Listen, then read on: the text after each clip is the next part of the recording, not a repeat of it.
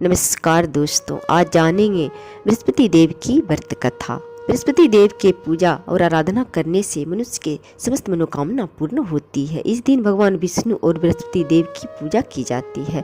इस दिन पूरे श्रद्धा और मन से पूजा करने से समस्त मनोकामना पूर्ण होती है और अंत में वैकुंठ धाम की प्राप्ति होती है। प्राचीन काल की बात है, एक नगर में एक ब्राह्मण रहते थे। वह ब्राह्मण बहुत ही निर्धन थे और भगवान विष्णु के भक्त थे। उसकी पत्नी बहुत ही मलिन थी और न तो भगवान विष्णु की पूजा करती और न ही घर की साफ सफाई करती। सुबह होते ही भोजन कर लेती थी। ब्राह्मण देवता अपनी पत्नी को बहुत समझाया किंतु पत्नी पर कोई असर नहीं पड़ा, जिससे ब्राह्मण देवता बहुत ही दुखी रहते थे। कुछ दिनों के बाद ब्राह्मण के यहाँ एक कन्या का जन्म हुआ। वह कन्या सभी शुभ लक्षणों से युक्त थी। कन्या दिन प्रतिदिन बढ़ने लगी। कन्या जब स्कूल जाती तो मुट्ठी में जौ भर कर ले जाती और जौ को फैलाते हुए जाती थी और लौटते समय सारे जौ स्वर्ण के हो जाते थे और बीन कर घर ले आती।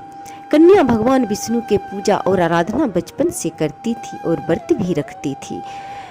तभी एक दिन कन्या ने जौ को साफ कर रही थी। ब्राह्मण देवता कहने लगे कि हे पुत्री, सोने के जौ को साफ करने के लिए सोने का सूप होना चाहिए। कन्या ने भगवान विष्णु से प्रार्थना किया कि हे भगवान विष्णु, यदि मैं आपकी पूरे श्रद्धा और मन से आपकी व्रत किया है तो आप मुझे सोने का सूप दे दें। जब कन्या स्कूल जौ को फैलाते हुए गई और लौटते समय बीन रही थी, तभी सोने का सूप मिला और घर आकर कन्या सोने के सूप से जौ को साफ कर रही थी। तभी उसी रास्ते से एक राजकुमार गुजर रहे थे। उस राजकुमार का नज़र उस कन्या पर पड़ा और उस कन्या पर मोहित हो गए। राजकुमार अपने महल जाकर अन्न जल त्याग कर और पलंग पर लेट गए। इस बात का पता राजा को लगा तो राजा अपने पुत्र के पास जाकर कहा, हे पुत्र, तुम उदास क्यों है? तुम्हें क्या कष्ट है? राजकुमार कहने लगा कि हे पिताजी, मुझे कोई कष्ट नहीं है। मैं तो उस कन्या से विवाह करना चाहता हूँ जिस कन्या ने सोने के सूप से जौ को साफ कर रही थी। राजा कहने लगे कि हे पुत्र, ऐसा कन्या का पता तो तुम ही लगा सकते हो। बताओ उस कन्या कहाँ है, मैं उसी से तुम्हारा विवाह कराऊंगा। तब राजकुमार कन्या का घर का पता बताया और राजा उस कन्या के घर गए और उस कन्या के पिता से राजकुमार के साथ उस कन्या का विवाह करने को कहा। ब्राह्मण उस कन्या का विवाह करने को तैयार हो गए। कुमार और कन्या का विवाह संपन्न हुआ। जैसे ही कन्या घर से विदा होकर गई और ब्राह्मण देवता फिर से निर्धन हो गए। कुछ दिनों के बाद ब्राह्मण देवता अपनी कन्या के घर गए।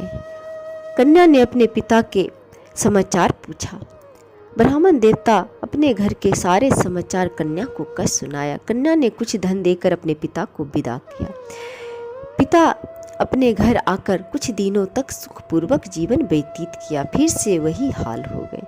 फिर से ब्राह्मण अपनी कन्या के घर गए। कन्या ने कहा कि हे पिता, आप माता को यहाँ लेकर आए। ब्राह्मण अपनी पत्नी को लेकर कन्या के घर गए। कन्या ने अपनी माँ को बहुत समझाया किंतु सुबह होते ही माँ ने बच्चों का जूठन खा लिया, जिसे कन्या को बहुत क्रोध आया और कन्या ने माँ को एक रूम में बंद कर दिया। सुबह होते ही अपनी माँ को रूम से बाहर निकाला और स्नान कराकर बृहस्पति देव की पूजा और व्रत रखवाया, जिससे माँ का बुद्धि ठीक हो गया और माँ हर बृहस्पतिवार के दिन पूजा और व्रत करने लगी, जिसे उस ब्राह्मण का निर्धनता दूर हो गया और उस ब्राह्मण के यहाँ पुत्र और धन की प्राप्ति हुई और सभी चीज़ से संपन्न हो गए और सुखपूर्वक जीवन व्यतीत करने लगे। अंत में वैकुंठ धाम की प्राप्ति हुई। जो भी बृहस्पति देव की पूजा पूरे श्रद्धा और मन से करता है, कथा सुनता है, उसे हर प्रकार से सुखी संपन्न रहते हैं और भगवान विष्णु के कृपा प्राप्त होते हैं। कथा समाप्त हुआ। जय श्री।